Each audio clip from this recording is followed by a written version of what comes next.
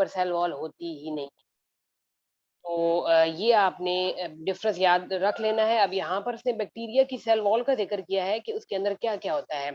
तो बैक्टीरिया की cell wall में murein plus glucosamine plus amino acid, तो ये एक पूरा कॉम्प्लेक्स है। क्योंकि मैंने आपको बताया है कि bacterial cell wall is made up of peptidoglycan. Peptidoglycan का दूसरा नाम म्यूरिन भी है, ठीक है? अब पेप्टिडोग्लाइकन जो वर्ड है ना, that is a conjugated molecule having combination of 2 different organic molecule. जैसे पेप्टिडो का मतलब है कि उसमें अमाइनो एसिड भी हैं और ग्लाइको का मतलब है कि उसके अंदर ग्लूकोज का पार्ट भी मौजूद है। तो इसलिए उसको पेप्टिडोग्लाइकन या म्यूरियन भी कहते हैं। Not a function of liver. अच्छा, लिवर की जहाँ तक बात करें तो liver is the central station of metabolism of your body. लेकिन उसने यहाँ पर ये पूछा हुआ है कि इन फंक्शंस में से कौन-सा फंक्शन लिवर का नहीं है?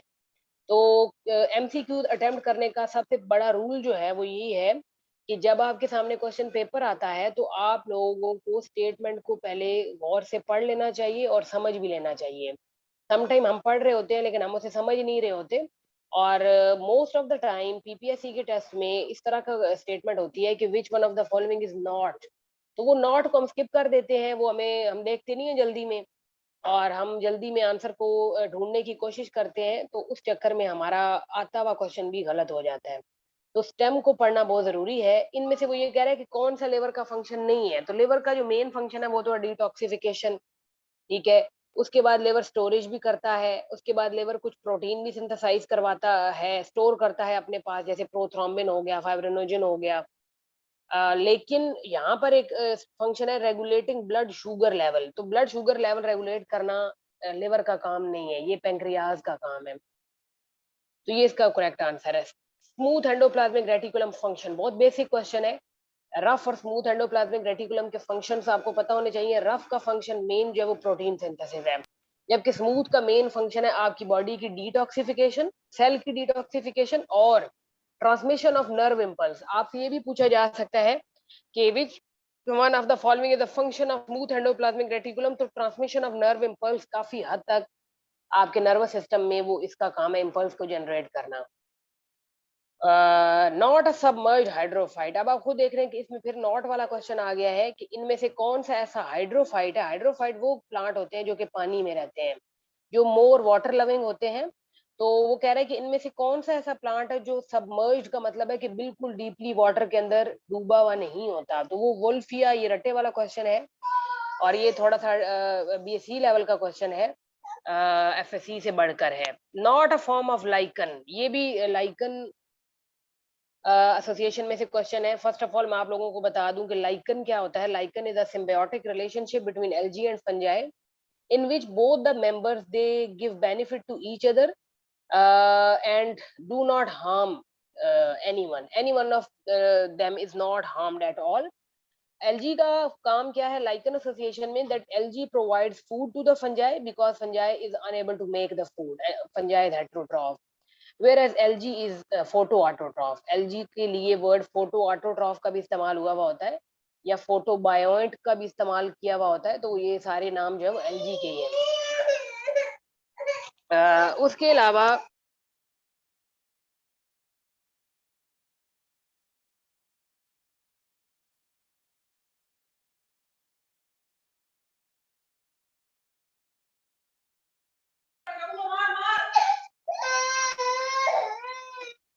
जी सॉरी मैं डिस्कनेक्ट हो गई थी। अ, तो लाइगन के बारे में हम बात कर रहे थे। लाइगन एक एसोसिएशन है एलजी और फंजाई की, जिसमें एलजी फूड प्रिपेयर करती है बिकॉज एलजी के अंदर कैपेबिलिटी है कि वो फोटोसिंथेसिस करे, और फंजाई उसके बदले में उसके लिए क्या करती है कि फंजाई उसको प्रोटेक्ट करती है अपने अंदर। फंजाई की बॉडी के अंदर एलजी बिल्कुल छुपी हुई होती है। फंजाई उसको डेजिकेशन से प्रोटेक्ट करती है और फंजाई उसको स्ट्रॉन्ग लाइट से भी बचाती है। तो अगर लाइकन एसोसिएशन को आप देख लें तो लाइकन एसोसिएशन को देखकर ये नहीं लगता कि इसके अंदर एलजी भी है, क्योंकि वो जो उसकी अपरेंट जो कंडीशन है वो it looks like a fungi. तो ये फंजाई के हाइफी एक स्ट्रक्चर होते हैं, हाइफी के अंदर छुपकर रहती है एलजी, तो इसलिए पता नहीं चलता कि इसके अंदर एलजी भी मौजूद है। तो ये क्वेश्चन भी है। उसके बाद ये भी तकरीबन बीएससी पे बॉटनी के पेपर ए में से क्वेश्चन है। लाइकन वाला, क्योंकि उसमें लाइकन के ऊपर काफी डिटेल से बात की हुई है।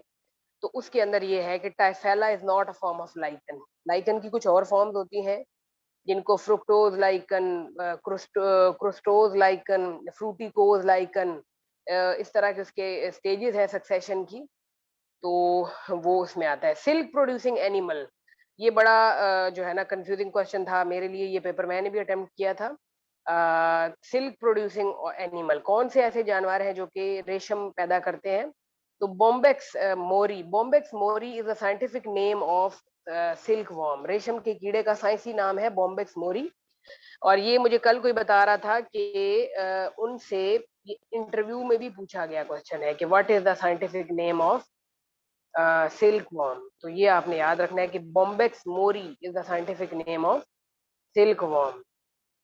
और यहाँ पर ये है कि ये तो है ही है सिल्क प्रोडक्शन में, लेकिन उसने पेयर्स बनाए हुए थे वहां पर। तो स्पाइडर भी किसी हद तक जो है ना वो जाला टाइप वो जो बनाया होता है उसने, वो भी सिल्क प्रोडक्शन में इन्वॉल्व होता है। तो इसलिए ये पेयर बेस्ट है कि बॉम्बेक्स और स्पाइडर दोनों सिल्क बना सकते हैं। Root cause of all environmental problem, तो ये भी मेन क्वेश्चन है। ये एक किस्म का इसने इकोलॉजी या एनवायरमेंटल बायोलॉजी में से लिया हुआ है। तमाम एनवायरमेंटल प्रॉब्लम की जड़ जो है, वजह वो क्या है? ओवर पॉपुलेशन, जो हमारी आबादी बढ़ रही है। That is the main reason for the depletion of resources. Overpopulation is the main reason for pollution. Overpopulation is the main reason for the more and much demand of houses. Overpopulation is the main reason of deforestation. So you can say that overpopulation is the root cause of all environmental problems. Right? Then है कि main cause of aquatic body species lost, पानी में रहने वाली species क्यों मर रही हैं? तो अकॉर्डिंग टू मी और according to my knowledge, the water pollution is the main cause of the death of aquatic water. Dumping of industrial waste into the waters, dumping of the industrial effluent, जो factories में से जहरीला मादा निकलता है उसको industrial effluent कहते हैं। वो हाईली टॉक्सिक होता है मछलियों के लिए और एक्वेटिक बॉडीज के लिए। तो वो ज्यादा उनको तबाह कर रहा है। हाईली एवॉल्ड आर्थ्रोपोड, सबसे अच्छा आर्थ्रोपोड जो है वो कौन है? तो इसमें से क्योंकि उसने ऑप्शन इधर नहीं दिया हुआ, आर्थ्रोपोड इज अ फाइलम। इसके बारे में मैं आपको बताती चलूं। एनिमल डाइवर्सिटी के ऊपर हम डिटेल से बात करेंगे, because animal diversity is the major part of biology as well as zoology, and you can say that it is the backbone of zoology। तो इसके बगैर आपकी तैयारी नामुकम्मल समझे आप, एनिमल डाइवर्सिटी के बगैर। और इसके हवाले से आपको बायो के पेपर में भी मुख्तलिफ क्वेश्चन नजर आते रहेंगे और जोलॉजी में तो बहुत ही ज्यादा नजर आएंगे। तो आर्थ्रोपोडा जो फाइलम है ना, आर्थ्रो का मतलब होता है jointed and poda mean leg. Arthropoda में जो ये फाइलम है इसके अंदर सबसे ज्यादा जानवर मौजूद है, यानी कि एनिमल किंगडम का सबसे बड़ा फाइलम आर्थ्रोपोडा है, जिसके मेंबर है 53.1%। ओवरऑल जो परसेंटेज है आर्थ्रोपोडा की, दैट इज 53.1%। सिर्फ और सिर्फ जो है वो इसमें आते हैं। और बाकी जो सारे आप समझिए कि हमारे पास यहाँ पर 47% समथिंग बचता है। उसके अंदर बाकी सारे जो है ना फाइलम्स फॉल करते हैं, जिनमें आपके हैं प्लेटीहेल्मिन्थीस, मोलस्का, एनिलिडा, नीमाटोडा, कॉर्डेटा। बाकी सारे से हटकर है सबसे ज्यादा मेंबर इंसेक्ट्स के मौजूद हैं। उसके बाद हम नेक्स्ट की तरफ चलते हैं। क्लोरागोगन टिश्यू इन अर्थवॉर्म, ये पूछा गया क्वेश्चन है। ये मैंने एक और दो जगह पर भी देखा है। अर्थवॉर्म जो है आपका, अर्थवॉर्म को फार्मर फ्रेंड भी कहते हैं और अर्थवॉर्म को नेचुरल प्लो भी कहते हैं। ये कुदरती हल का काम भी करता है। ये मिट्टी को लगातार जो है वो खोलता रहता है और मिट्टी की इरेशन होती रहती है और उसमें उसकी यानी आप समझिए कि गोडी जैसे होती रहती है, तो इसलिए फर्टिलिटी बढ़ती है सॉइल की। तो अर्थवॉर्म को फार्मर फ्रेंड इसलिए कहा जाता है। इसके अंदर एक टिश्यू होता है क्लोरागोगन टिश्यू, वो इसके अंदर काम करता है store of fats and glycogen. तो ये अर्थवॉर्म की बॉडी में फैट्स और ग्लाइकोजन को स्टोर करता है क्लोरागोगन टिश्यू। अर्थवॉर्म बिलोंग करता है phylum Annelida, class Oligochaeta. Homeostasis term coined by Cannon, तो ये वही बात है कि दो तीन टर्मिनोलॉजीज जैसे उसने साइंटिस्ट या उसके नाम पर पूछी हुई होती हैं, तो वो उसने होम्योस्टैसिस की टर्म के बारे में पूछा हुआ है। इसी तरह आज मैं पढ़ा रही थी तो मुझे याद आया कि मैं आप लोगों को भी बताऊंगी। प्रोटिस्टा के बारे में पढ़ा रही थी तो उसमें मैंने पढ़ाया कि जो हर्बर्ट कोपलैंड एक साइंटिस्ट है, उसने सबसे पहले प्रोटिस्टा को जो है ना किंगडम बनाया। उसने कहा कि प्रोटिस्टा को एक अलग किंगडम होना चाहिए, हर्बर्ट कोपलैंड। और इसी तरह अर्नेस्ट हेइकल का बड़ा काम है। अर्नेस्ट हेइकल ने बेसिकली कहा था कि जो है ना बैक्टीरिया को भी प्रोटिस्टा के अंदर ही होना चाहिए, लेकिन बाद में वो उसकी टर्म जो है वो खत्म हो गई। तो ये भी है। उसके अलावा एक और राइटर का नाम था जॉन हॉग। जॉन हॉग ने भी प्रपोज किया था किंगडम प्रोटिस्टा। तो pigment in blood cells of Mollusca, mollusc जो है क्योंकि मुख्तलिफ एनिमल्स के ब्लड के अंदर पिगमेंट मुख्तलिफ है। जैसे हम लोग हैं, हमारा पिगमेंट हीमोग्लोबिन है। कुछ एनिमल्स के अंदर पिगमेंट हीमो एरिथ्रिन भी होता है और कुछ के अंदर हीमोसियानिन भी। तो ये यहाँ पर आप देखें कि मोलस्का का जो पिगमेंट है वो हीमोसियानिन है। One genic system never imply on Neurospora. अच्छा, न्यूरोस्पोरा जो है ये एक फंगस का नाम है। तो वन जीनिक सिस्टम ये एक ऐसा सिस्टम है जिसमें ये बेसिकली यीस्ट के अंदर जो है वो देखा गया है, यीस्ट के अंदर। तो ये सिर्फ उसी के अंदर एप्लीकेबल है, ये और किसी फंगस के ऊपर इम्प्लाई नहीं होता, तो इसलिए ये न्यूरोस्पोरा पर इम्प्लाई नहीं होता। एंटीरियर डिप्रेशन इन चिक एम्ब्रियो। अच्छा, चिक डेवलपमेंट आपने कभी पढ़ी होगी डेवलपमेंट, ग्रोथ एंड डेवलपमेंट में। तो जब एम्ब्रियो अपनी एक खास स्टेज पर पहुंचता है, यानी मोर और लेस 72 आवर्स का जब एक एम्ब्रियो हो जाता है ना, तो उसके दरमियान फिर सेल्स एक लाइन सी बना लेते हैं, एक डिप्रेशन सी बना लेते हैं। उस लाइन को आप हैंसन्स नोड कहते हैं। और ये हम एफएससी में पढ़ेंगे, मैं एफएससी को भी आपको पढ़ाऊंगी because FSC is full of concepts. और उस डिप्रेशन को, उस लाइन को जो बाद में आपकी ऑलमोस्ट जो है ना वर्टिब्रल से ऑर्गन्स डेवलप होते हैं, मीजोडर्म, उसको हैंसन्स नोड कहते हैं। Somatic hyphae send cylinder branch इन होस्ट। अच्छा, ये क्वेश्चन जो है ये थोड़ा बीएससी लेवल का क्वेश्चन है। जो आपकी फंगस है, फंगस के साथ उसकी एक्सटेंडेड बॉडीज होती हैं जिनको आप हाइफी कहते हैं। तो वो कहते हैं कि हाइफी की जो सिलेंडर्स हैं, जो अपनी ब्रांचेस हैं, वो होस्ट के अंदर क्या चीज पेनिट्रेट करके उसको उसका मटेरियल सक करता है। क्योंकि कुछ फंगस जो है ना वो प्रेडेटर भी होती हैं, कुछ पैरासाइट भी होती हैं। तो haustoria is a root like structure, haustoria इसने लिखा हुआ है, haustoria is a root like structure that helps fungi to anchor into the body of the host and take the material from it. उसके बाद है कि स्टेटोसिस्ट इन mollusc function as जियो receptor. Mollusca में एक रिसेप्टर होता है स्टेटोसिस्ट जो उसकी ग्रेविटी को मेंटेन रखता है। Green house effect is basically due to, basically green house effect बहुत सारी गैसेस की वजह से है, जैसे carbon dioxide, methane, nitrogen dioxide और क्लोरोफ्लोरोकार्बन। लेकिन अगर आपसे पूछा जाए कि which one of the following is the main you can say green house gas, तो carbon dioxide is a main green house gas. अगर इस तरह का वो मतलब यूज कर ले, स्टेम चेंज कर दे, जो कि वो करता है कंफ्यूज करने के लिए, कि मेन बेसिकली अब इसका भी आंसर देखने से सारे ऑप्शन दिए हुए हैं, तो इसमें से भी बेस्ट ऑप्शन कार्बन डाइऑक्साइड ही बनता है। बेसिकली जो है ना, जो आपके एनवायरनमेंट में कार्बन डाइऑक्साइड ज्यादा हो रही है, जो आप डिफोरेस्टेशन कर रहे हैं, जिनकी वजह से आपके एनवायरनमेंट में कार्बन डाइऑक्साइड एक्यूमुलेट हो रही है, तो वो ग्रीन हाउस की तरफ आपको लेकर जा रही है। Intake of foreign DNA from surrounding in bacteria. अच्छा, बैक्टीरिया के अंदर जब आप फॉरेन डीएनए ऐड करेंगे अपनी मर्जी का जीन मैनिपुलेट करवाने के लिए, just like in biotechnology, insulin का जीन मैनिपुलेट करवाने के लिए बैक्टीरिया की बॉडी में बाहर से फॉरेन डीएनए इंसर्ट किया जाता है और बैक्टीरिया के प्लाज्मिड को इस्तेमाल किया जाता है। उस चीज, इस प्रोसेस को आप कहते हैं ट्रांसफॉर्मेशन। ट्रांसफॉर्मेशन का मतलब है तब्दीली लेकर आना। तो ऑब्वियसली जब आप उसका प्लाज्मिड बाहर निकाल कर उसके साथ जीन अटैच करके उसको वापस उसकी बॉडी में इंसर्ट करें for the production of our own choice of gene, तो इसको आप कहते हैं ट्रांसफॉर्मेशन। और एक और बात याद रखिएगा कि बैक्टीरिया की बॉडी में, या यू कैन से बैक्टीरिया की बॉडी में अगर आप फॉरेन डीएनए इंसर्ट करते हैं with the help of virus, आप सहारा वायरस का लेते हैं। To insert the foreign DNA into the bacterial body, तो उसको कहते हैं ट्रांसडक्शन। ये भी एमसीक्यू बहुत पूछा गया है। उसको कहते हैं ट्रांस, जहां पर भी वो कह देगा कि transfer of the foreign DNA with the help of virus is called, तो आप कहेंगे it is called transduction, it will not be transformation. उसके बाद है कि would is main raw material use for making paper. ये आपको पता है कि कागज बनाने के लिए लकड़ी मेनली इस्तेमाल होती है।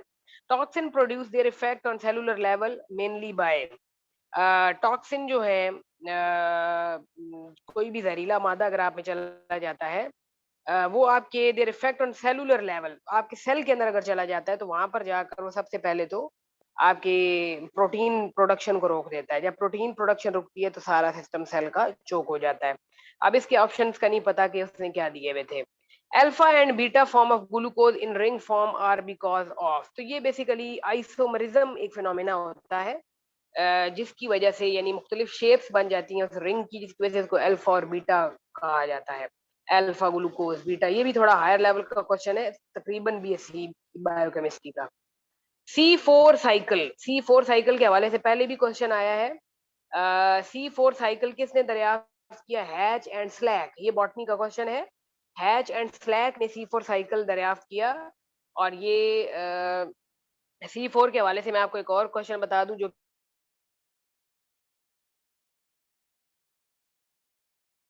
कि मुझे पेपर में आया था 2000।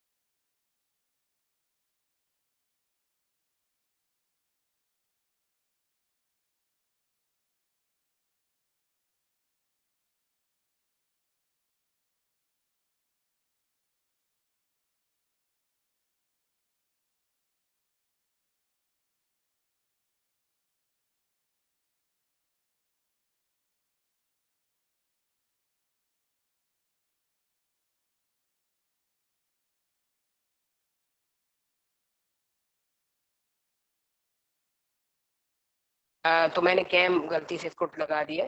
तो C4 away for showing relation of floral part to floral axis and to themselves. आपने एफएससी के 9वें चैप्टर किंगडम प्लांटी में एंजियोस्पर्मिक फैमिलीज के बारे में सुना हुआ होगा कि 6 एंजियोस्पर्मिक फैमिलीज हैं।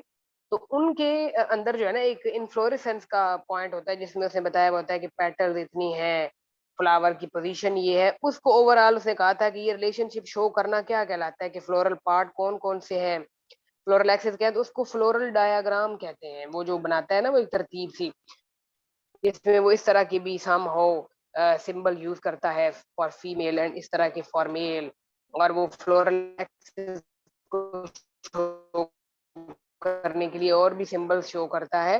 तो उस सारे प्रोसीजर को कहते हैं फ्लोरल डायग्राम। अच्छा जी, Darwinian theory of population genetics, ये हमने डिस्कस किया था कि जो डार्विन की थ्योरी को जब पॉपुलेशन जेनेटिक्स के साथ प्लस कर दिया गया तो उसको फिर कहते हैं मॉडर्न सिंथेसिस या neo Darwinism. Agar agar is obtained by Gelidium. Agar agar मैं आपको बताती चलूं कि ये एक कार्बोहाइड्रेट है जो कि एलजी से हासिल होता है। ये गैलीडियम जो एक एलजी का नाम है। और एगर एगर को लेबोरेटरी में फॉर कल्चर मीडिया प्रिपेयर करने के लिए बैक्टीरिया की ग्रोथ के लिए इस्तेमाल किया जाता है। तो ये पूछा जाता है कि एगर एगर कौन से एलजी से हासिल किया जाता है, तो गैलीडियम जो जिसने नाम लिखा है ये एक एलजी का नाम है। Secondary wall is present inside the primary wall, ये बड़ा बेसिक क्वेश्चन है सेल वॉल के हवाले से। जो प्लांट की सेल वॉल होती है उसके 3 लेयर्स हैं, प्राइमरी वॉल, सेकेंडरी वॉल और मिडल लैमेला। तो प्राइमरी वॉल सबसे पहले होती है, उसके बाद सेकेंडरी होती है। तो नेक्स्ट हम देखते हैं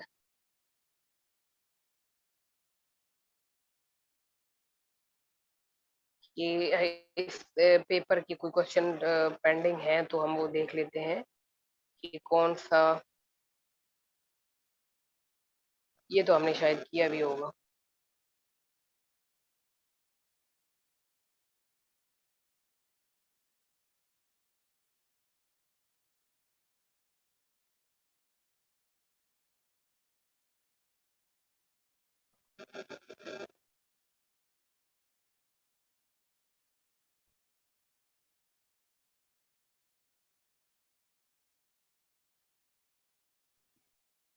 जी, ये रेडिएशन वाला ये भी हमने शायद डिस्कस किया था। ये पेज भी तो ये मैं आपको ग्रुप में सेंड कर दूँगी। बाकी मज़ीद आप इसमें से देखिएगा। नेक्स्ट हम चलते हैं हमारा जो लास्ट टॉपिक जहाँ पर हमने क्विट किया था, वो था हमारा स्पेसिएशन के ऊपर और वो था टाइप्स ऑफ स्पेसिएशन। बड़ा इम्पोर्टेंट क्वेश्चन था। दैट इज़ व्हाई मुझे जो है वो यहाँ पर आना पड़ेगा। मैंने कहा था कि स्पीशीज़ के जो है ना एक ऐसे ग्रुप को कहते हैं जिसमें जीन्स जो हैं वो एक्चुअली और पोटेंशियली एक्सचेंज होते हैं बिटवीन द डिफरेंट इंडिविजुअल और वो स्पीशीज़ इंटरब्रीड करके फर्टाइल ऑफस्प्रिंग पैदा कर सकती हैं। स्पेसिएशन का मतलब है कि नई-नई स्पीशीज़ किस तरह जन्म लेती हैं, ये कितनी टाइप्स है स्पेसिएशन की। क्योंकि जो है टैक्सोनॉमिस्ट जो है वो ऑफ़न काम करते रहते हैं स्पीशीज़ के मॉर्फ़ोलॉजिकल कैरेक्टर पर, रिप्रोडक्टिव क्राइटेरिया पर और इकोलॉजिकल इन्फॉर्मेशन पर। तो वो उसके बाद जो है वो इस नतीजे पर पहुँचे कि कुछ स्पीशीज़ जो हैं वो जब दूर होती हैं ज्योग्राफिक बैरियर्स की वज़ह से तो वो फिर डिफरेंट स्पीशीज़ कहलाने लग जाती हैं। Finally population of similar organism में बी आइसोलेटेड। तो अगर एक ही पॉपुलेशन की स्पीशीज जो है अगर ऑर्गेनिज्म अलग हो जाते हैं तो वो आइसोलेट हो जाते हैं। That gene exchange is geographically impossible. तो उनके दरमियान फिर जीन्स का तबादला एक किस्म का नामुमकिन हो जाता है। तो जब वो उनमें जीन का तबादला नामुमकिन हो जाता है तो फिर वो काफी टाइम के बाद वो एक डिफरेंट स्पीशी तस्वर की जा सकती हैं। तो वो मैं देखती हूँ कि वो 3 टाइप्स देता है स्पेसिएशन की जिसमें उनके नाम है सिम्पैट्रिक, पैरापैट्रिक एंड एलोपैट्रिक स्पेसिएशन। तो ये आपने इसको माइंड में रखना है स्पेसिएशन की टाइप्स को यहाँ पर। This is isolation. यहाँ पर वो आइसोलेशन के बारे में आपको बता रहा है कि स्पीशीज़ जब अलग हो जाती हैं, तो वो किस-किस तरीके से आइसोलेट होती हैं। आइसोलेशन की भी कई टाइप्स हैं। यहाँ पर एक उसने वर्ड यूज़ किया हुआ है, स्पेसिएशन का मतलब है कि formation of new species. A requirement of speciation is that sub population are prevented from interbreeding. Speciation का मतलब क्या है कि जब सब पॉपुलेशन या पॉपुलेशन के अंदर मौजूदा इंडिविजुअल्स को ब्रीड करने से रोका जाए या वो किसी वजह से ना कर पाए। This is called reproductive isolation. Reproductive isolation का मतलब है कि 2 स्पीशीज़ को जब ब्रीड करने की उनके अंदर सलाहियत ना हो या वो उनके दरमियान कोई बैरियर आ जाए या वो अपने जीन्स को बआसानी शफ़ल ना कर सकें, तो उसको कहते हैं रिप्रोडक्टिव आइसोलेशन। इस तरीके से भी स्पीशीज़ अलग हो जाती हैं। When subpopulation are reproductively isolated, natural selection and genetic drift can result in evolution taking a different course in each subpopulation। तो यहाँ पर ये भी आपने याद रखना है कि अगर स्पीशीज रिप्रोडक्टिवली आइसोलेट हो जाए, अलग हो जाए, तो फिर उसमें नेचुरल सिलेक्शन मैदान में आ जाती है। और जेनेटिक ड्रिफ्ट के बारे में आप लोगों ने पढ़ा है कि जेनेटिक ड्रिफ्ट एक ऐसा फिनोमेना है जिसमें अचानक event occurs and disturb the gene frequency. अगर अचानक से कोई भी कैटास्ट्रोफिक इवेंट, कोई भी जलजला, कोई सैलाब, कोई तूफान अगर जीन को तबाह कर देता है तो छोटी पॉपुलेशन में अगर पीछे जो तब्दीली आती है तो उसको आप जेनेटिक ड्रिफ्ट कहते हैं। तो वो कहता है कि अगर स्पीशीज रिप्रोडक्टिवली आइसोलेट हो जाए तो फिर जेनेटिक ड्रिफ्ट जैसे फिनोमेना सामने आते हैं और उसके नतीजे में फिर एवोल्यूशन होती है।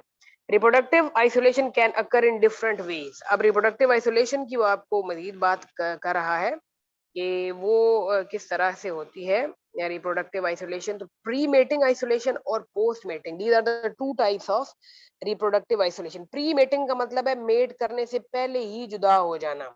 Prevent mating from taking place, for example impenetrable barrier, ऐसी रुकावटें बीच में आ गई such as river or mountain ranges may separate the subpopulation, जिसने species को एक ही species के members को बिल्कुल अलग कर दिया है। Other form of pre-mating isolation are more subtle. If courtship behavior pattern of two animal are not mutually appropriate, mating does not occur। होता क्या है कि जब दो species reproductively अलग हो जाती हैं तो फिर उनका mating pattern भी change हो जाता है, उनका courtship behavior भी चेंज हो जाता है जिसके नतीजे में वो मेट नहीं कर पाती। Similarly individual with different breeding period, और इसी तरह इंडिविजुअल एक ही स्पीशी के सम टाइम होते हैं, उनका ब्रीडिंग पीरियड थोड़ा सा वेरी करता है। जब उनका ब्रीडिंग पीरियड वेरी करेगा तो इसका मतलब है कि वो फिर कामयाबी से मेट नहीं कर सकती। इसको कहते हैं प्री मेटिंग, यानी कि वो मेटिंग करने से पहले ही आइसोलेट हो चुकी हैं इन रीजंस की वजह से। That habitats are unable to breed. और ऑब्वियसली स्पीशीज कब आइसोलेट होती है, जब उनकी हैबिटेट डिफरेंट हो, जब उनकी ब्रीडिंग पीरियड डिफरेंट हो, जब उनके कोर्टशिप बिहेवियर डिफरेंट हो, जब उनके दरमियान में कोई बैरियर्स आ जाए, तो इन रीजंस की वजह से आइसोलेशन हो जाती है, जिसको आप कहते हैं प्री मेटिंग, यानी कि मेटिंग से पहले ही स्पीशीज वो आपस में मेट नहीं कर सकी, और पोस्ट मेटिंग होता है बाद में, यानी कि इफ मेटिंग अकर्स लेकिन उसके बावजूद no production of offspring. Post mating isolation prevent successful fertilisation. इसमें क्या होता है कि मेटिंग तो होती है, लेकिन एग और स्पर्म फर्टिलाइज नहीं होते एंड डेवलपमेंट नहीं होती, इवन दो मेटिंग में हैव अकर्ड, मेटिंग बेशक हो भी जाए। For example, condition in the reproductive tract of a female may not support the sperm of another individual. उसमें फिर कई रीजंस आ जाती हैं पोस्ट मेटिंग के, कि हो सकता है फीमेल का सिस्टम उतना स्ट्रांग नहीं है, हो सकता है फीमेल का सिस्टम जो है वो स्पर्म की स्टोरेज और स्पर्म की नरिशमेंट के लिए सही नहीं है, उसकी पीएच बैलेंस नहीं है, which prevent the successful fertilisation, जो कि कामयाब फर्टिलाइजेशन को रोकता है। Post mating isolation also occur because, post mating isolation इसलिए भी होती है क्योंकि hybrids are usually sterile. hybrids are the individual or the animal that are the combination of two different animal, right? Like mule, mule जो है वो एक hybrid animal है, जो कि कॉम्बिनेशन है डंकी एंड हॉर्स का, that is a male donkey and female horse, they mate with each other to produce mule. तो म्यूल अब जाहिर है वो पोस्ट मेटिंग आइसोलेशन है उसके अंदर, वो अगर मेट करते भी हैं तो they are unable to fertilise the gamete और they produce sterile gamete, which post mating isolation also occur, इसलिए भी होती है क्योंकि हाइब्रिड जो है वो स्टेराइल होते हैं। For example, mule produce from a mating of a male donkey and a male mare is a sterile hybrid. अच्छा, male donkey and mare, mare कहते हैं फीमेल हॉर्स को, ये भी आपने याद रखना है, इसको अंडरलाइन भी कर लें, मेयर, MARE, मेयर।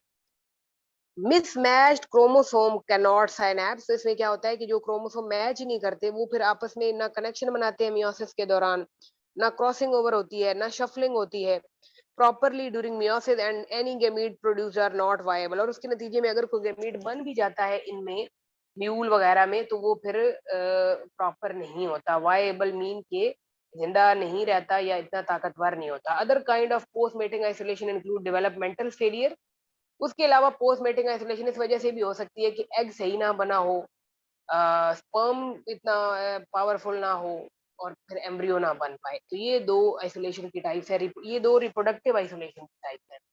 उसके बाद ये स्पेसिएशन टॉपिक था हमारा मेन, कि स्पेसिएशन होता है नई नई स्पीशीज का बनना। Allopatric speciation, allopatric Greek language का वर्ड है जिसका मतलब है other fatherland, mean allopatric speciation occurs when subpopulation become geographically isolated from one another। इसमें यह कि प्रॉपर स्पीशीज दूर दूर हो जाएं ज्योग्राफिया की वजह से, दरमियान में पहाड़, वोल्केनो, सहरा, कोई भी इस तरह का जियोग्राफिक बैरियर अगर प्रॉपर आ जाए। For example, a mountain range और रिवर में permanently separate members of a population, तो यकीनन पहाड़ी सिलसिला या दरिया जो है वो स्पीशीज को बिल्कुल अलग कर देते हैं। Adaptation to different environment, adaptation का मतलब है खुद को माहौल के मुताबिक ढालना, और ये डार्विन की थ्योरी का बड़ा मेन पोस्टुलेट है, Darwin theory of natural selection. Species जो है वो अडेप्ट करती हैं डिफरेंट एनवायरनमेंट्स के अंदर, और neutral selection in these separate population may result in members not being able to mate successfully with each other even if experimentally reunited। तो वो कहते हैं कि क्योंकि वो दोनों स्पीशीज माहौल से, अपने माहौल से जो है ना वो मानूस हो चुकी होती हैं, और अगर बाद में उनको एक्सपेरिमेंटली इकट्ठा कर भी दिया जाए तो फिर भी वो सही तरीके से मेट नहीं कर पाती, क्योंकि उनका माहौल चेंज हो चुका है, उनकी एनवायरनमेंट चेंज हो चुकी है। Many biologists believe that allopatric speciation is the most common kind of speciation। ज्यादातर यही होता है कि दरमियान में कोई बैरियर आ जाए, अर्थ की ज्योग्राफी चेंज हो जाए, तो नई नई स्पीशीज जन्म लेती हैं। ज्यादा बियोलॉजिस्ट इसी पर डिपेंड करते हैं। The finches that Darwin saw on Galapagos are a classical example। तो ये अंडरलाइन कर लें, अगर आपसे पूछा जाए कि डार्विनियन फिंचेस कौन सी स्पेसिएशन की एग्जांपल है, तो वो एलोपैट्रिक की एग्जांपल है। क्यों? क्योंकि वो ज्योग्राफिकली आइसोलेट है। आइलैंड जो है वो जजीरा दूर हो गया है मेनलैंड से, जिसके चारों तरफ पानी है, और पानी वहां पर एक बहुत बड़ा जियोग्राफिक बैरियर है जो स्पीशीज को क्रॉस नहीं करने दे रहा, जिसकी वजह से मेनलैंड और आइलैंड पर मौजूदा स्पीशीज एक दूसरे से बिल्कुल मुख्तलिफ हो गई हैं। as well as adaptive radiation. तो वो जो डार्विनियन फिंचेस हैं, they are not only the example of allopatric speciation but they are also the example of adaptive radiation. adaptive radiation का मतलब क्या है? ये स्पीशीज जो है वो उनका एंसेस्टर तो एक ही है, but they adapt themself and they radiate just like a tree. इस तरह से वो फिंचेस की डायग्राम बनाई हुई थी कि इस तरह बिल्कुल वो डिफरेंट चीजें खाने लगी हैं. कोई सीड ईटर है, कोई नेक्टर फीडिंग है, कोई पेबल ईटिंग है, कोई सीड ईटर है. तो उन्होंने अपने आप को अडेप्ट कर लिया है जो चीजें उनको अवेलेबल हुई हैं. तो ये भी उसकी एग्जांपल है अडेप्टिव रेडिएशन की. The adaptive radiation occur when a number of new forms diverge from an ancestral form. तो ये adaptive radiation की definition है कि ये उस वक्त होती है जब के नई नई स्पीशीज जो है वो डाइवर्ज हो जाती हैं. उनके एंसेस्टर कॉमन होते हैं लेकिन वो आगे से बड़ा डाइवर्ज हो जाती हैं. Usually in response to the opening of major new habitat. ज्यादातर स्पीशीज क्यों डाइवर्ज होती हैं? जब उनके हैबिटेट चेंज होते हैं. 14 स्पीशीज ऑफ फिंचेस. अब आपने ये याद रखना है कि ये देखिए कि मैंने आपको बताया था कि डार्विनियन फिंचेस के बारे में कुछ बुक्स में 13 भी लिखा हुआ होगा और कुछ बुक में 14 लिखा होगा. तो मिलर हार्ले क्योंकि एक इंटरनेशनल बुक है तो यहाँ पर अपने 14 फिंचेस का वर्ड यूज किया है. तो अगर आपको ये क्वेश्चन आता है कि कितनी फिंचेस पर काम हुआ तो आपने कहना है 14 पर. 14 species of finches evolved from the original finches that colonized the Galapagos Island, ancestral finches having emigrated from mainland. तो वो कहते हैं कि वो जो उनकी ancestral finches थी वो mainland से हिजरत करके वहां पर आई थी. Probably were distributed among a few of the islands of Galapagos. और वो Galapagos के आसपास जितने भी आइलैंड है वहां पर मुख्तलिफ तरीकों से डिस्ट्रीब्यूट हो गई और हर आइलैंड का हैबिटेट अलग था जिसकी वजह से उन्होंने अपने आप को माहौल के मुताबिक डाइवर्ज कर लिया, जिसको आप कहते हैं डिसेंट विद मॉडिफिकेशन भी कहते हैं और अडेप्टिव रेडिएशन भी कहते हैं. पॉपुलेशन आइसोलेट हो गई on various islands over time and though the original population probably displaced. तो ये जो है ये इस तस्वीर में आपको ना एलोपैट्रिक एग्जांपल भी दिखा रहा है कि ए वाली जो डायग्राम है ना ऊपर वाली उसमें कह रहा है कि in this hypothetical example a population of fresh water fish in a river drainage system is divided into three सब पॉपुलेशन A1, A2 और A. Genetic exchanges may occur between A and A1 and between A1 and A2. Exchanges are less common between A and A2 और B में फिर वो कहता है कि जी उनमें एक्सचेंज क्योंकि कम था तो फिर स्पीशीज जो है वो दो डिफरेंट हो गई. ए राइज इन द लेवल. अब ए की क्योंकि ज्यादा कॉम्बिनेशन बना था तो ए वाली बहुत ज्यादा बढ़ गई. A2 का इतना ज्यादा नहीं था तो A2 उनसे बिल्कुल एक सेपरेट पॉपुलेशन हो गई. Genetic drift and different selection pressure in the two population may eventually result in the formation of species B and C. तो इस क्योंकि जेनेटिक ड्रिफ्ट का फिनोमेना स्मॉल पॉपुलेशन में आता है तो वो कहते हैं कि जेनेटिक ड्रिफ्ट की वजह से वो नई नई स्पीशीज ने जन्म ले लिया जिनमें स्पीशी बी और सी भी आ गई. तो इसको स्पेसिएशन कहते हैं.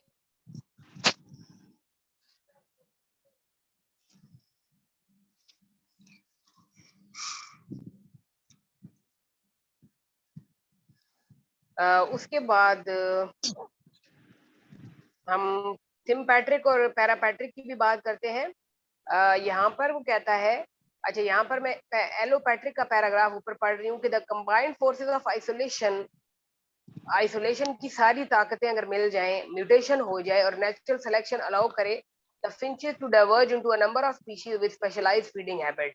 तो अगर आप डार्विनियन फिंचेस की डायग्राम देखें तो उनकी बिल्कुल आइसोलेटेड है, उनकी म्यूटेशन हो चुकी है उनमें और उनमें नेचुरल सिलेक्शन हो चुकी है जिसकी वजह से वो फिंचेस बिल्कुल डाइवर्ज हो चुकी हैं और वो नई नई स्पीशीज बन चुकी हैं क्योंकि उन सबकी फीडिंग हैबिट्स अलग है. Out the 14 species of finches उन 14 में से 6 जो है उनकी बीक्स हैं for crushing seed of different size, other feed on flower of the prickly pear cactus or in forest or on insect ants too. तो कहते हैं कि 14 में से 6 जो है वो सीड कटिंग करती हैं, कुछ जो है वो फूलों के से नेक्टर सक करती हैं, कुछ कैक्टस जो एक वो जीरोफाइट है उसको खाती हैं, कुछ कीड़े मकोड़े खाती हैं, कुछ फल खाती हैं. तो हर एक ने अपने आप को माहौल के मुताबिक ढाल लिया है. आगे पैरापैट्रिक. Para another form of speciation is called पैरापैट्रिक. ये ग्रीक लैंग्वेज का वर्ड है. Para mean beside and speciation mean speciation. occurs in small local population called demes. इसको अंडरलाइन कर लें. ये demes के ऊपर भी एक दफा था कि अगर स्मॉल लोकल पॉपुलेशन हो तो उसको आप क्या कहते हैं? एक छोटे से एरिया पर अगर एक छोटी सी पॉपुलेशन लोकल मौजूद है तो उसको आप डीन कहते हैं, dean. For example, all of the frogs in a particular pond or all of the sea urchins in a particular tide pool make up a dam. एक छोटे से तालाब में फ्रॉग्स की जो स्पीशीज है, सॉरी, फ्रॉग की जो पॉपुलेशन है और एक समुद्र की एक लहर में सी अर्चिन के जितने भी मेंबर मौजूद हैं वो डीम कहलाता है। तो डीम एक बहुत छोटी पॉपुलेशन को कहते हैं। Individuals of a team are more likely to breed with one another than with other individuals in the larger population. तो क्योंकि डीम वाले इंडिविजुअल आपस में करीब होते हैं तो उनके ज्यादा चांसेस हैं कि वो आपस में मेट करेंगे और वो अपने जीन्स को आपस में इंटरेक्ट करवाएंगे। And because they experience the same environment, क्योंकि डीम वाले, अगर एक हम फ्रॉग की बात करें कि एक छोटे से तालाब में 10 फ्रॉग मौजूद हैं तो क्योंकि उनका माहौल एक जैसा है, उनकी एनवायरनमेंट सेम है, तो ये इस बात के ज्यादा चांस है कि वो आपस में मेट करें बजाय कि वो कहीं दूर जाएं। They are subject to similar selection pressure, और उनके अंदर प्रेशर भी इतना ही है कि उनको सिलेक्ट किया जाए। Demes are not completely isolated from each other because individual developmental stages और gamete can move among demes of a population. Deme जो है वो बिल्कुल एक अलग, आप पॉपुलेशन को नहीं कहते। डीम एक तालाब के अंदर मिसाल के तौर पर 10 फ्रॉग इधर है, 10 थोड़े से आगे करके हैं, 10 और किसी जगह पर है तालाब की, तो डीम एक ऐसी पॉपुलेशन है जो कि आइसोलेट नहीं होती। उसकी डेवलपमेंटल स्टेजेस या इंडिविजुअल या गैमीट जो है वो मूव कर सकते हैं पूरी पॉपुलेशन के अंदर।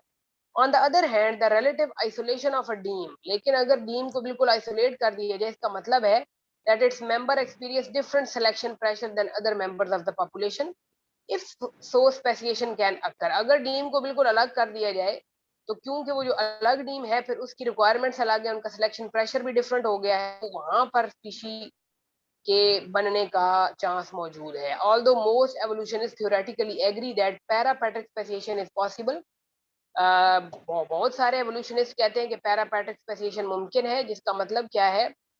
No certain cases are known.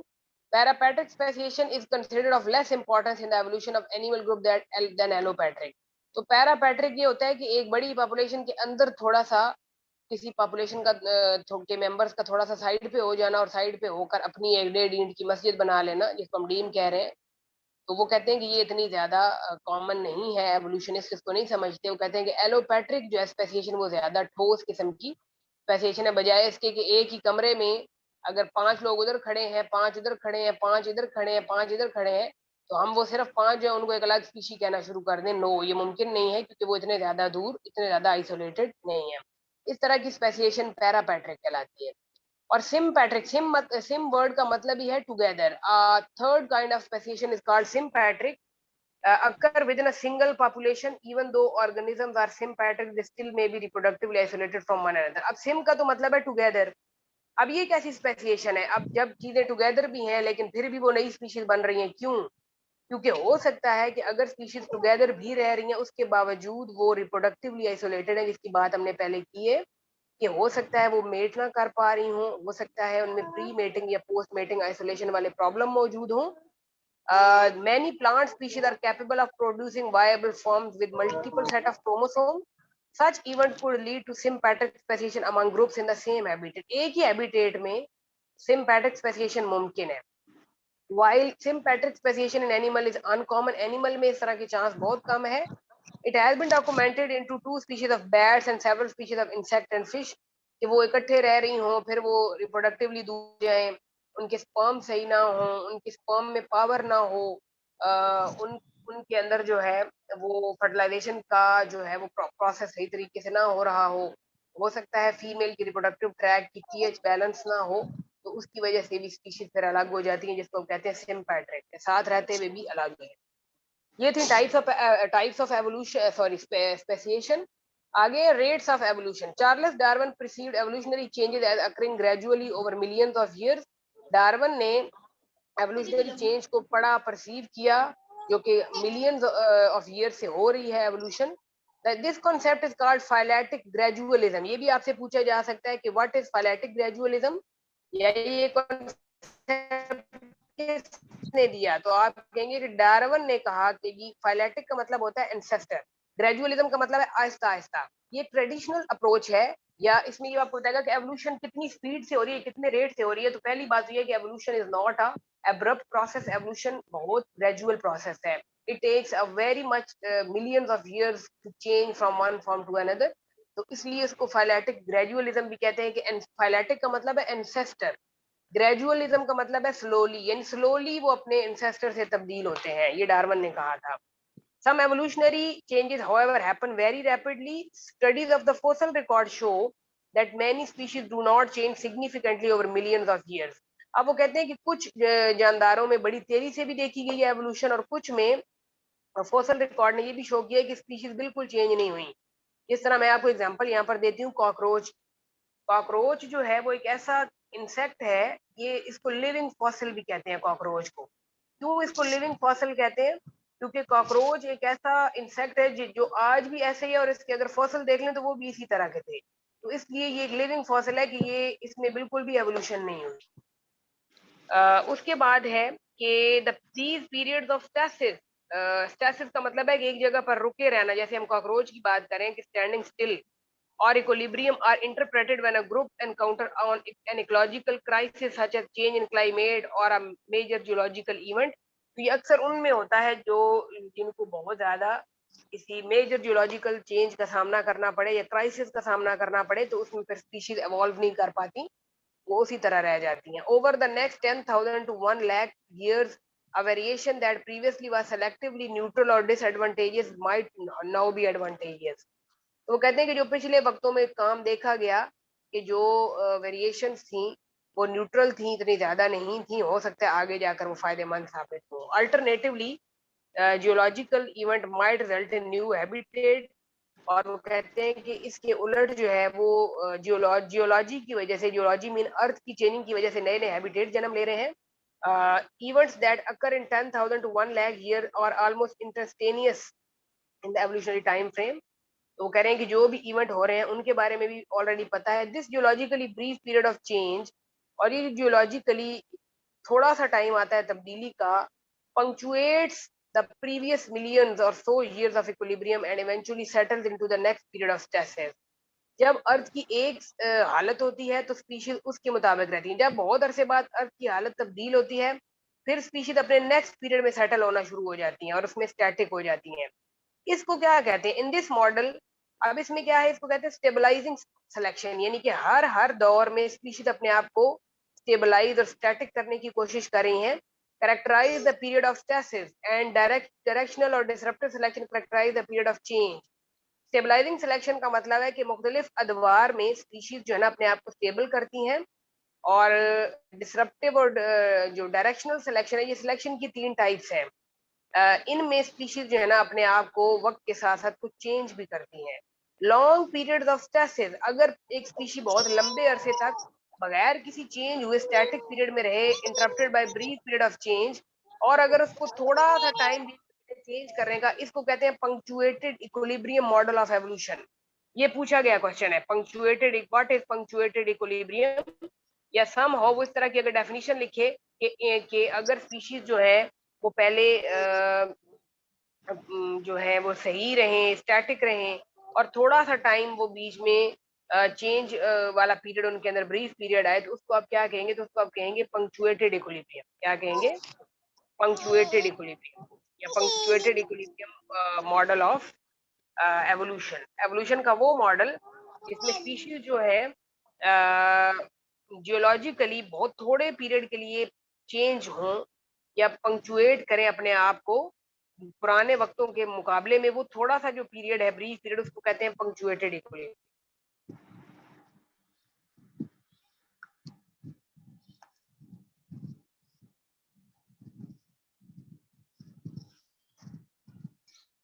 Okay ji, no हमको, अच्छा इसकी मैं डायग्राम दिखानी थी आपको। रेट्स ऑफ एवोल्यूशन के हवाले से ये बात बता रहा है कि ए जो है ना इसमें एंसेस्ट्रल स्पीशी आप देख लें पहले, फिर वक्त के साथ फिर आज की स्पीशीज जो है ना वो ये कुछ इस तरह चेंज हुई है। ये फाइलेटिक ग्रेजुअलिज्म, एंसेस्टर यहाँ से एक ही शुरू हुआ है, और बाद में फिर तीन स्पीशीज बन गई हैं, ए बी और सी। स्लो प्रोसेस है, slow continuous change in colour and marking pattern. और फाइलेटिक ग्रेजुअलिज्म का मतलब है change is gradual over millions of years. Transitional fossils show a continuous range of phenotype. तो आप खुद देखें कि ये पहले ये जो इंसेक्ट था ये एक ही कलर में देखा गया, लेकिन बाद में वक्त के साथ साथ आहिस्ता आहिस्ता उसने अपने कलर को और अपने मार्किंग पैटर्न को चेंज कर लिया। इन तीनों के ऊपर अगर आप देखें तो इसके ऊपर ग्रीन कलर है और मार्किंग पैटर्न कुछ और है, इसका येलो कलर है और इस पे स्पॉट्स है, इसका रेड कलर है और इस पर लाइन सी लगी हुई है। तो ये इसने अपनी फिनोटाइप को थोड़ा बहुत चेंज किया है। इसको कहते हैं फाइलेटिक ग्रेजुअलिज्म। और यहाँ पर भी इसी तरह है कि जी एंसेस्ट्रल स्पीशीज वक्त के साथ प्रेजेंट डे में तब्दील हो गई। इसमें क्या हुआ, अब ये देखिए ये पंक्चुएटेड की एग्जांपल है, ये एंसेस्टर है और यहाँ पर जाकर ये जो सी वाली है ना ये डायरेक्ट एंसेस्टर से आई है, पुराने वक्तों वाले थोड़े से फीचर इसमें मौजूद है। ये थोड़ी सी फिर एडवांस है और ए फिर उसके बाद थोड़ी सी एडवांस वो इधर से निकल रही है। Rapid change in colour and marking pattern, और ये सी वाली जो है ना ये स्टैटिक है, क्यों? क्योंकि इसका काफी हद तक अपने अबो अजदाद के साथ मिलता जुलता पैटर्न है, ये स्टैसिस पर है, इसलिए इसको कहते हैं पंक्चुएटेड इक्विलिब्रियम। जबकि इसने थोड़ा सा अपना कलर और मार्किंग पैटर्न चेंज किया है, बाकी तकरीबन ये स्टैटिक रही है, इसलिए इसको कहा जाता है पंक्चुएटेड इक्विलिब्रियम।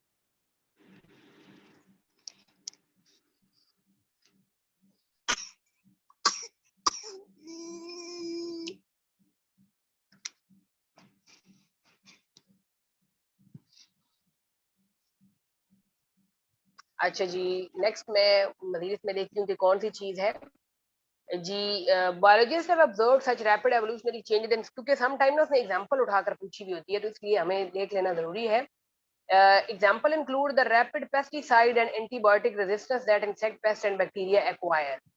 तो बायोलॉजिस्ट ने कुछ एवोल्यूशनरी चेंजेस को पढ़ा कि किस तरह होती हैं, तो उसने एग्जांपल ली एक इंसेक्ट की जो कि सॉरी पेस्टिसाइड की और एंटीबायोटिक की के इंसेक्ट जो है वो उसको रेजिस्ट कर रहे हैं, बर्दाश्त कर रहे हैं bacteria. In addition in series of studies over 20 year period, एक स्टडीज के अंदर 20 साल के पीरियड में Peter R Grant has shown that natural selection result in rapid morphological changes in the bills of Galapagos finches. इसने बाद में कहा कि 20 साल के अरसा में डार्विन की जो फिंचेस थी गैलापागोस, उनकी बिल या उनकी बीक है उसमें बड़ा तेजी से फर्क आया है। Along dry period along dry period from the middle of 1976 to early January 1978 resulted in birds with larger, deeper bills. तो ये इसने कहा साइंटिस्ट ने कि 76 में उनकी बीक और थी, 78 में कुछ और हो गई। Early in this dry period birds quickly consume smaller easily cracked seed. तो वो कहते हैं कि पहले वो चिड़ियां जो है वो सीड क्रैक करती थी, as they were force to turn to larger seed. फिर उनको बड़े बीज मिलना शुरू हो गए, फिर उन्होंने उनको खाना शुरू कर दिया, तो बहुत तेजी से उन्होंने अपनी मॉर्फोलॉजी को तब्दील किया। Bird with weaker bill were selected against resulting in a measurable change in the makeup of the finch population of the island Daphne Major. ये एक और आइलैंड है। तो वो कहते हैं कि बहरहाल जिन बर्ड्स की बीक जो थी वो वीक थी, वो बर्ड सेलेक्ट नहीं हुई, नेचुरल सिलेक्शन नहीं की उन्होंने। जिन बर्ड्स की बीक स्ट्रांग थी, जिन्हें बड़े बड़े बीज मुहैया थे खाने के लिए, तो उन्होंने सर्वाइव कर लिया।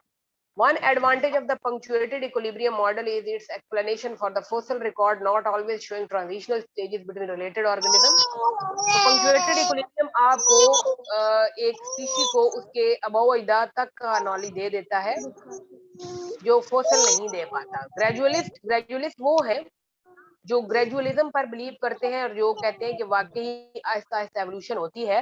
Attribute the absence of transitional form to fossilization being an unlikely event. Gradualist ये कहते हैं कि फॉसिलाइजेशन के अंदर पुरानी जो फॉर्म्स है या दरमियानी जो फॉर्म्स है, अक्सर फॉसल जो है ना वो पूरे नहीं मिलते, वो दरमियान से कुछ उसके पार्ट मिस हो जाते हैं, जिसकी वजह से हम सही अंदाजा एवोल्यूशन का नहीं लगा सकते। दस मैनी ट्रांजिशनल फॉर्म डिसअपीयर्ड। तो कई दरमियानी फॉर्म्स डिसअपीयर्ड हो जाती हैं अपना कोई भी निशान छोड़े बगैर। the isolated population preservation of intermediate forms in the fossil record is even less likely। और समटाइम दरमियानी फॉर्म्स कम चांस है कि वो सरवाइव करें, वो गुम हो जाती हैं। The rapid pace geologically speaking, अगर हम जियोलॉजिकली अर्थ के हिसाब से बात करें तो evolution resulted in apparent jump from one form to another. अगर अर्थ की हालत तेजी से तब्दील हो तो ऑब्वियसली एवोल्यूशन भी हो, अगर अर्थ की हालत चेंज ना हो तो स्पीशीज भी चेंज नहीं होती। अच्छा जी, उसके बाद इस टॉपिक में आपको बताती हूँ, मॉलिक्यूलर एवोल्यूशन का मतलब है, मॉलिक्यूल का मतलब है बहुत छोटा लेवल, यानी कि डीएनए आरएनए तक पर जाकर वो एवोल्यूशन की बात कर रहा है कि उनमें भी क्या होती है या नहीं होती। तो बिल्कुल होती है डीएनए और आरएनए में भी।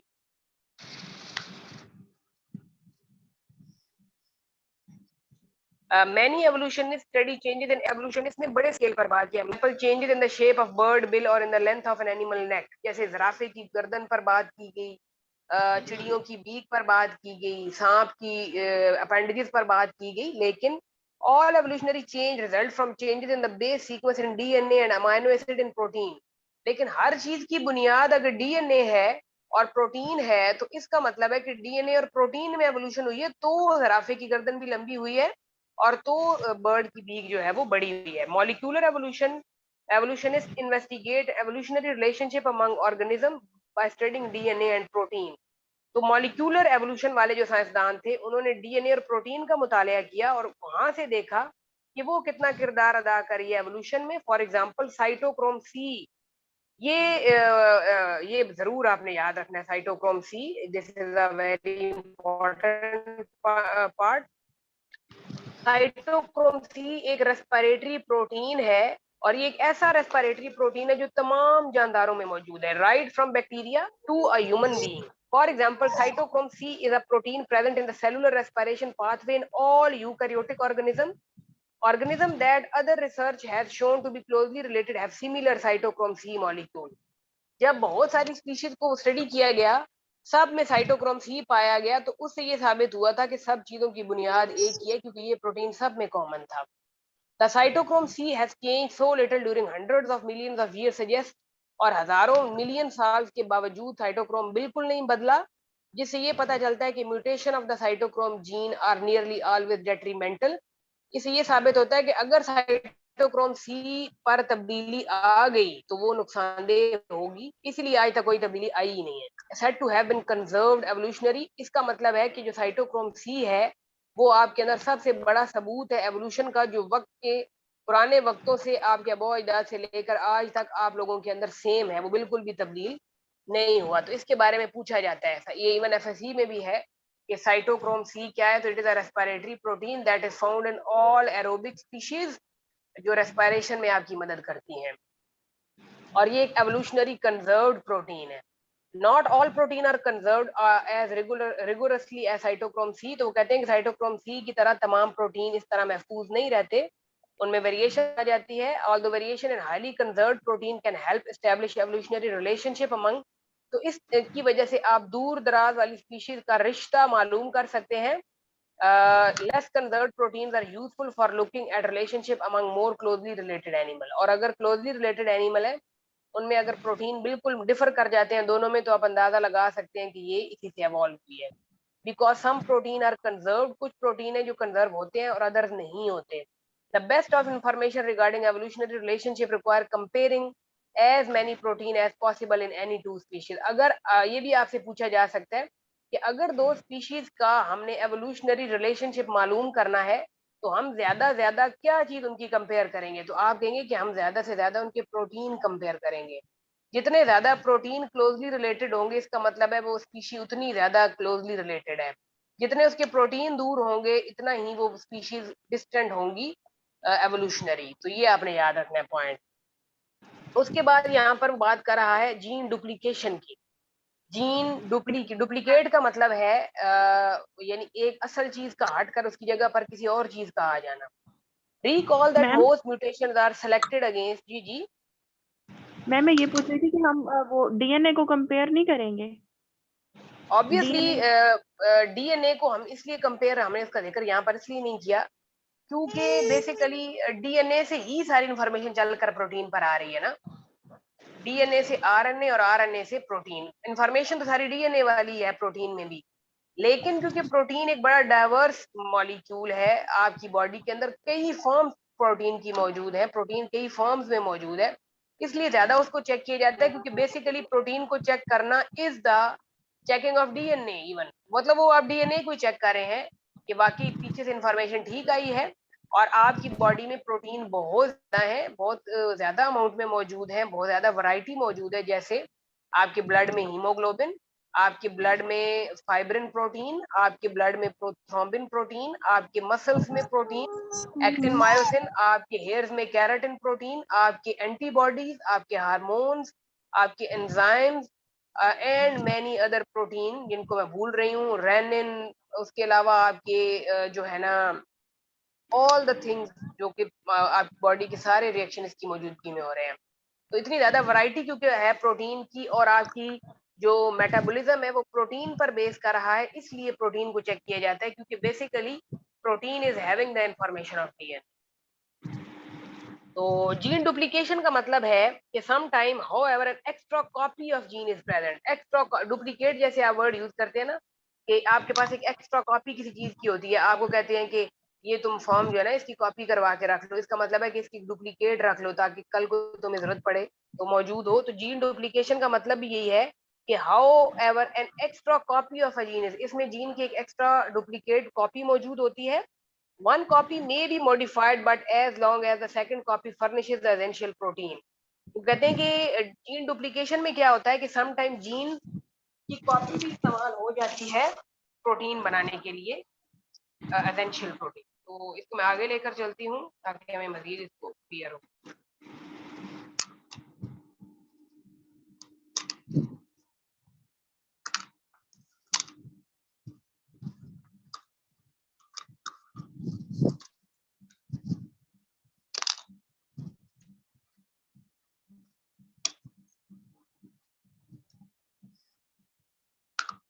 अच्छा, यहाँ पर जो है वो इसमें एक टेबल बना हुआ है जो कि हम देख लेते हैं। Amino acid in the cytochrome C from different organism. अब ये देखिए, बड़ा खैर ये बड़ा डीप क्वेश्चन है, it can be very deep. अगर वो ये आपसे पूछ ले कि अमाइनो एसिड कितने हैं, वो ये नहीं पूछेगा, बात की चांस बहुत कम है। Cow and sheep, cow and sheep के अंदर साइटोक्रोम सी के अंदर जो है ना वेरिएंट अमाइनो एसिड रेसिड्यूज बहुत थोड़े हैं। काउ और वेल में 2 है, हॉर्स और काउ में 3 है। तो ये बड़ा खैर कॉम्प्लेक्स क्वेश्चन है, सिर्फ आपने इतना याद रखना है कि तमाम ऑर्गेनिज्म में साइटोक्रोम सी पाया जाता है। अच्छा, gene duplication, the accidental duplication of a gene on a chromosome. आती तौर पर अगर क्रोमोसोम के ऊपर एक जीन की कॉपी आ जाए, is one way that extra gene genetic material can arrive, जिसकी वजह से थोड़ा एक्स्ट्रा जेनेटिक मटेरियल आ जाएगा। Vertebrate hemoglobin and myoglobin are believe to have arisen from a common ancestral molecule. अब आप लोगों के अंदर हीमोग्लोबिन भी मौजूद है आपके ब्लड में, और मायोग्लोबिन आपके मसल्स का प्रोटीन है।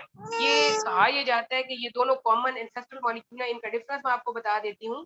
हीमोग्लोबिन जरा ज्यादा कॉम्प्लेक्स मॉलिक्यूल है, जबकि मायोग्लोबिन इतना स्ट्रक्चर के हवाले से इतना कॉम्प्लेक्स नहीं है, लेकिन मायोग्लोबिन के अंदर ऑक्सीजन को कैरी करने की कैपेसिटी ज्यादा है एज कम्पेयर टू हीमोग्लोबिन, कि आपके मसल्स को ज्यादा ऑक्सीजन चाहिए होती है। That is why it is found in your muscles.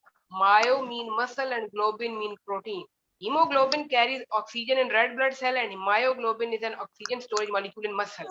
The ancestral molecule probably carried out both function. इसका मतलब है कि जो इनका ancestor है वो ये दोनों काम करता था, मसल वाला भी और ब्लड वाला भी। However, about 1 billion year ago, gene duplication followed by mutation of one gene resulted in the formation of two polypeptides. तो वो कहते हैं कि 1 बिलियन साल पहले जो हीमोग्लोबिन या इसका ब्लड प्रोटीन का जो जीन था उसके अंदर म्यूटेशन हुई, जिसकी वजह से जीन डुप्लीकेट हो गया। एक जीन तो था, उसके साथ एक कॉपी भी आ गई इन द फॉर्मेशन, और उसमें 1 से 2 पॉलीपेप्टाइड बन गई, जिनमें से एक को आप मायोग्लोबिन और एक को हीमोग्लोबिन कहते हैं। Further gene duplication over the last 500 million years probably explain why most vertebrate other than primitive fishes have hemoglobin molecule consisting of 4 polypeptide। तो बाद में जीन दोबारा भी जीन डुप्लीकेशन इसमें कहीं हुई है, जिसकी वजह से ये पता चलता है कि ज्यादातर जो वर्टिब्रेट हैं मछलियों के अलावा, उनके हीमोग्लोबिन के अंदर 4 पॉलीपेप्टाइड चेन होती है। आई होप कि आप लोगों को हीमोग्लोबिन का स्ट्रक्चर पता होगा।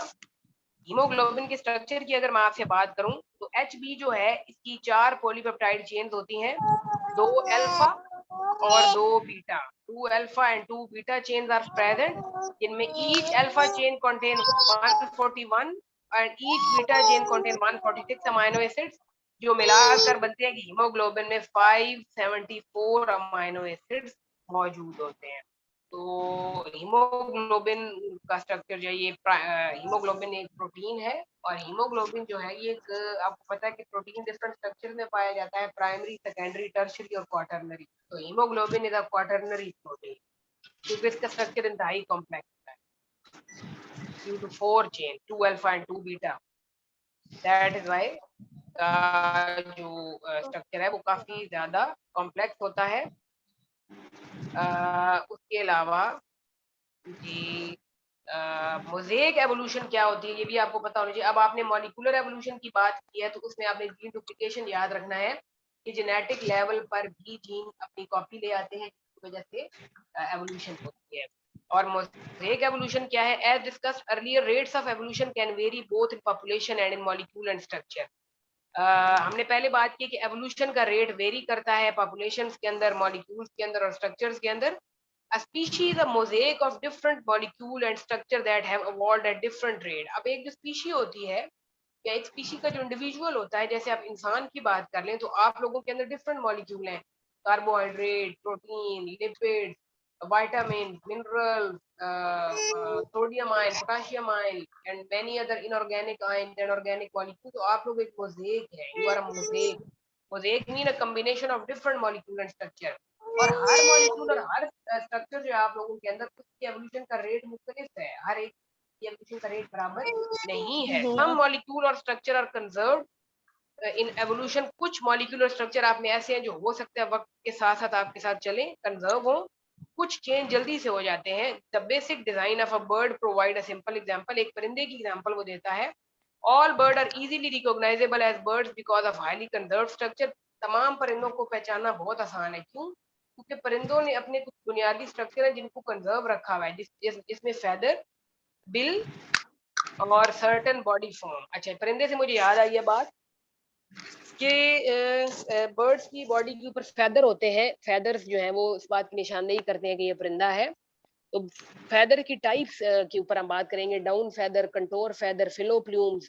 ये क्वेश्चन मुझे रिसेंटली किसी पेपर में आया हुआ था कि जब एक परिंदा पैदा होता है या अंडे से निकलता है तो सबसे पहले कौन से वाले फेदर उसकी पूरी बॉडी को कवर करते हैं, तो वो कंटोर फेदर होते हैं। तो फेदर एक बड़ा कंजर्व फीचर है परिंदों में, तो वो एक है। उसके अलावा कुछ आपके परिंदे के पार्ट ऐसे भी हैं जो लेस कंजर्व्ड है, जो कि बड़ी तेजी से चेंज हो रहे हैं। Wings have been modified for, अब विंग्स जो है वो बड़ी तेजी से चेंज हो रहे हैं परिंदों के। कुछ हॉवरिंग करें, हॉवरिंग का मतलब है बिल्कुल सीधा लैंड करना जैसे जमीन के ऊपर। सोरिंग, फड़फड़ाना, स्विमिंग, सम टाइम पर परिंदे जो है वो पानी में मारकर स्विम भी कर रहे हैं। उसके अलावा फ्लैपिंग भी कर रहे हैं। तो विंग्स का स्ट्रक्चर जो है वो बड़ा तेजी से चेंज हो रहा है। Similarly legs have been modified for wading. अब और परिंदे अपने पाँव से अब मुख्तलिफ काम करने लगे हैं। पहले पाँव से उसका काम होता था सिर्फ बैठना किसी जगह पर या व्हाटएवर, अब वो पाँव से मछलियां भी पानी में से उठा रहा है, स्विमिंग भी कर रहा है। पर्चिंग, पर्चिंग का मतलब है कि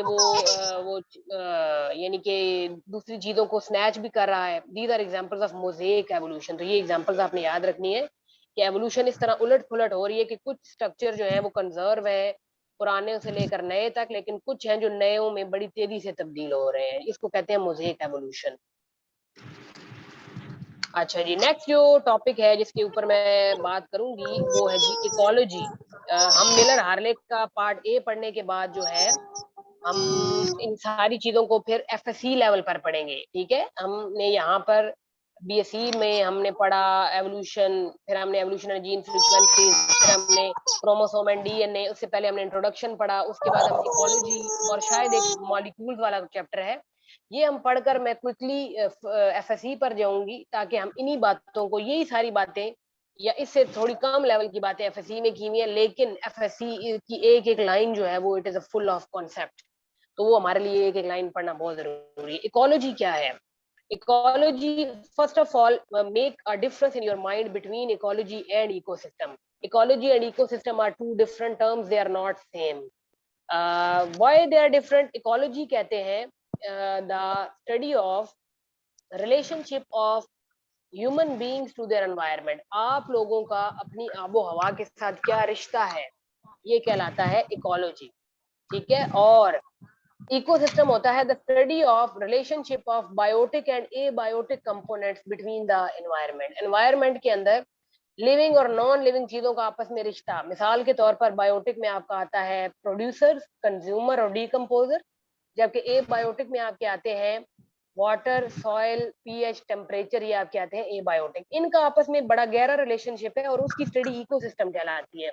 जबकि इकोलॉजी जो है, it is a study of relationship of human beings to their environment.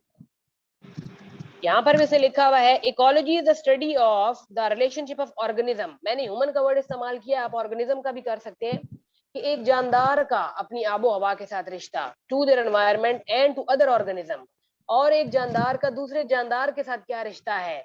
जिस तरह आप लोगों का पौधों के साथ बड़ा गहरा रिश्ता है, तो वो इकोलॉजी कहलाता है इसकी स्टडी। जैसे हम लोग रिस्पायरेशन के लिए प्लांट्स के ऊपर डिपेंड कर रहे हैं, तो हमारा बड़ा उनके साथ इंपॉर्टेंट रिलेशनशिप है, तो वो इकोलॉजी के अंडर आता है स्टडी करना। Understanding basic ecological principle help us to understand why animal live in certain places. तो इकोलॉजिकल प्रिंसिपल का मुताला इसलिए किया जाता है कि क्यों मुख्तलिफ एनिमल मुख्तलिफ जगहों पर रहते हैं, वो क्यों मुख्तलिफ चीजें खाते हैं, why animal interact with other animal, क्यों एक एनिमल दूसरे के साथ इंटरेक्ट करता है एक स्पेसिफिक वे के अंदर, क्यों ह्यूमन एक्टिविटीज जो है एनिमल की पॉपुलेशन को नुकसान पहुंचा रही हैं, क्या हमें करना चाहिए अपने एनिमल रिसोर्सेज को प्रिजर्व करने के लिए। The following discussion focuses on, ये सारी बातों का जवाब लेने के लिए हम इकोलॉजी का मुताला करते हैं। अच्छा, ये प्लीज किसी ने माइक ऑन किया हुआ है, ये प्लीज आप ना म्यूट कर दे, फायजा। तो ये इकोलॉजिकल प्रिंसिपल स्टडी करने के लिए हम इकोलॉजी को देखते हैं, और they are the central to understanding how animal live in the environment. तो बेसिकली इकोलॉजी का मकसद है कि एनिमल एनवायरनमेंट में किस तरह सरवाइव कर रहा है, तो ये इसके पर्पसेस हैं। इकोलॉजी जो है, यहाँ पर भी इसने कुछ इसके कॉन्सेप्ट लिखे हैं कि ecology the study of relationship of organism to their environment or to the other organism. In part, it involves the study of how abiotics such as energy, temperature, light, and soil influence individual. Now, मैंने आपको बताया ecology और ecosystem का difference. Ecology is a broader term, ecosystem इसके अंदर आता है। Ecosystem is a part of ecology. That is why वो यहाँ पर लिख रहा है कि इन पार्ट, इसके अंदर एक हिस्सा ये भी है जो स्टडी करता है कि हाउ एबायोटिक फैक्टर इन्फ्लुएंस करते हैं एक जानदार को, how abiotic and biotic factor influence each other, ये इकोसिस्टम है।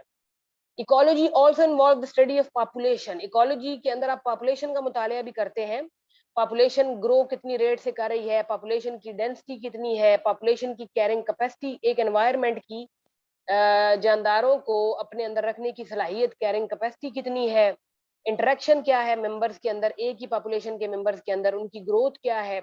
इकोलॉजी का मतलब involve the study of individual, उसका मतलब ये भी है कि तमाम इनफरादी इंडिविजुअल्स का इंटरेक्शन क्या है with members of their own, अपनी स्पीशी के मेंबर के साथ और दूसरों के साथ। जैसे आप लोग हैं, तो आप लोगों का अपने इंसानों के साथ भी रिलेशनशिप है, और आप लोगों का अदर स्पीशी जैसे प्लांट लगा रहे हैं, बड़ा गहरा रिलेशनशिप है।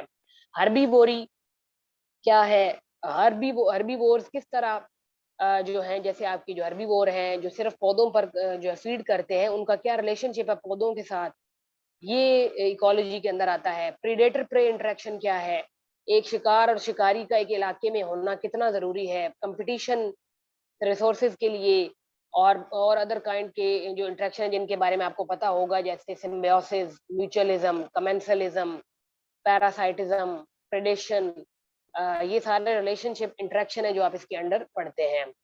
All population living in an area make up a community. जब बहुत सारी पॉपुलेशन मिलती हैं तो वो कम्युनिटी बनाती हैं। Community have unique attribute that ecologist can characterize. तो कम्युनिटीज के ऊपर जो इकोलॉजिस्ट है, इकोलॉजिस्ट वो होता है जो इकोलॉजी का मुताला करता है, तो वो उन कम्युनिटी के यूनिक एट्रीब्यूट्स पर बात करता है।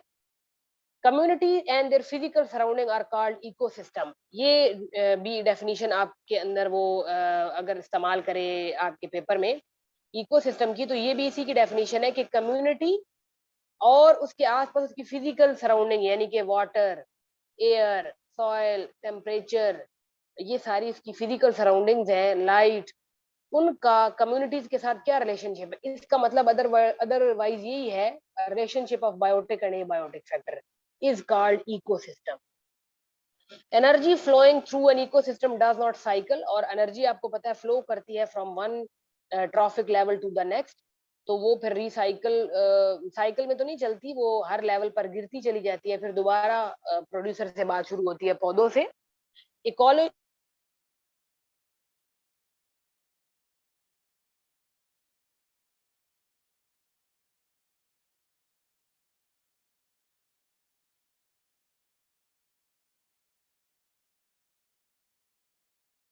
Energy that come out into an ecosystem must, energy जो आपकी इकोसिस्टम में दाखिल उसके लिए जरूरी है कि वो तमाम जानदारों को सपोर्ट कर। न्यूट्रिएंट वो कंपोनेंट है जो एक other hand cycle through an ecosystem, तो आपके न्यूट्रिएंट रिसाइकल होते हैं, जैसे नाइट्रोजन हो गया, फास्फोरस हो गया, सल्फर हो गया, कार्बन हो गया, वाटर हो गया, ये सारे आपके न्यूट्रिएंट हैं जो कि साइकिल इनके चलते हैं। आपको पता है कि nitrogen cycle is a very important question, and organisms reuse them, और जानदार उनको बार बार इस्तेमाल करते हैं।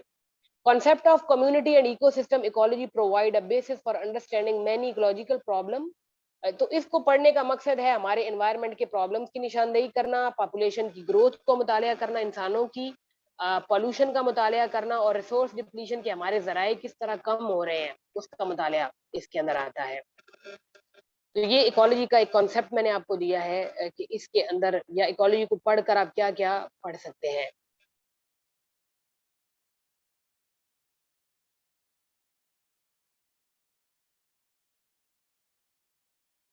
उसके बाद हम इसमें मजीद देखते हैं animals and their abiotic environment. ये है बेसिकली एन एनिमल्स हैबिटेट, एक एनिमल जिस जगह पर रहता है, include all living and non living characteristics of the area in which the animal live.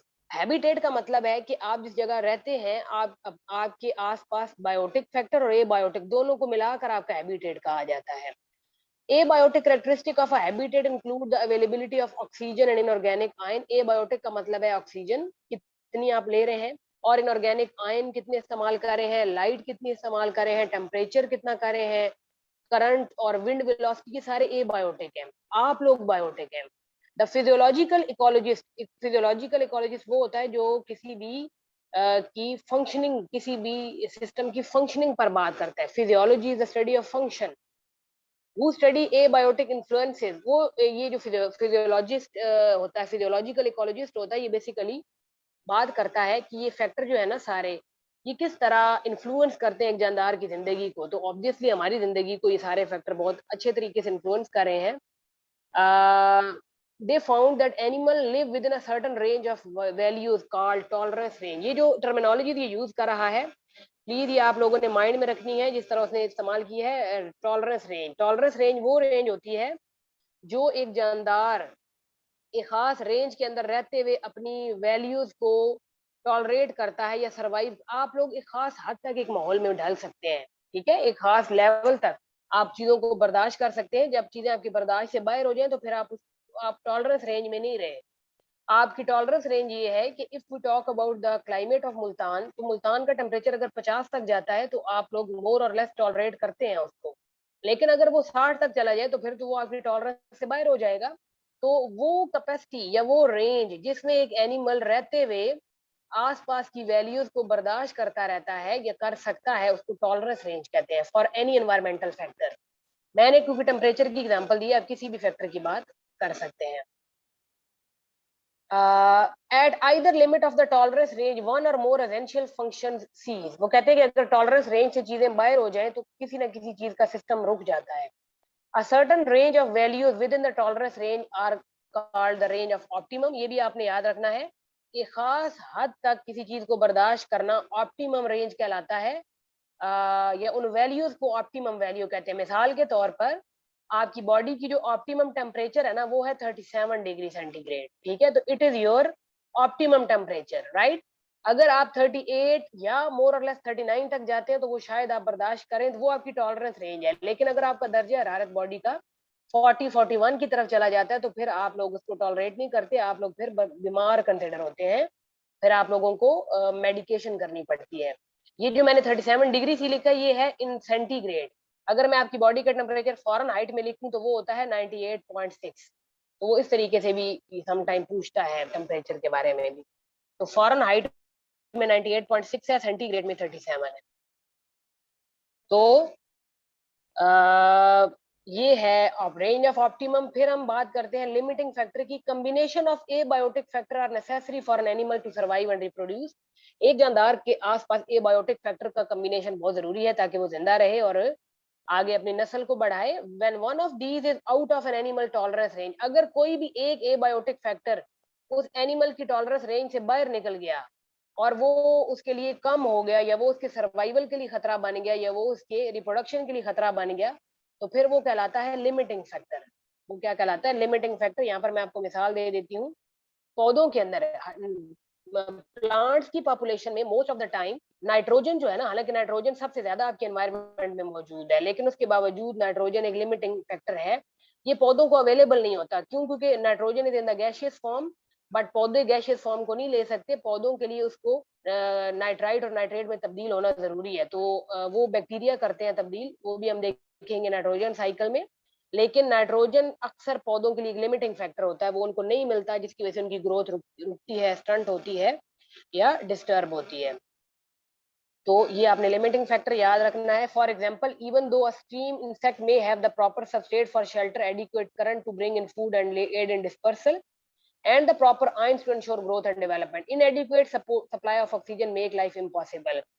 तो वो यहाँ पर इंसेक्ट की एग्जांपल दे रहा है कि एक कीड़े के लिए शेल्टर, फूड और उसके डिस्पर्सल के जराए और आयन उसकी ग्रोथ डेवलपमेंट के लिए जरूरी है। बहुत छोटा इंसेक्ट है। इसी तरह ऑक्सीजन एक बड़ा अहम फैक्टर है, जो एक जिंदगी के लिए जो है ना अहम फैक्टर है। तो इनका होना जरूरी है। अगर इनमें से कोई भी एक कम होगा तो उसको अब लिमिटिंग फैक्टर कहेंगे।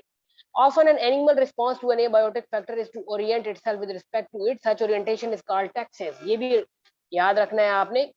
सम टाइम एनिमल जो है वो एबायोटिक फैक्टर को बहुत जरूरी इस्तेमाल करते हैं अपनी अपनी अपनी ओरिएंटेशन को चेंज करने के लिए, अपनी हालत को चेंज करने के लिए।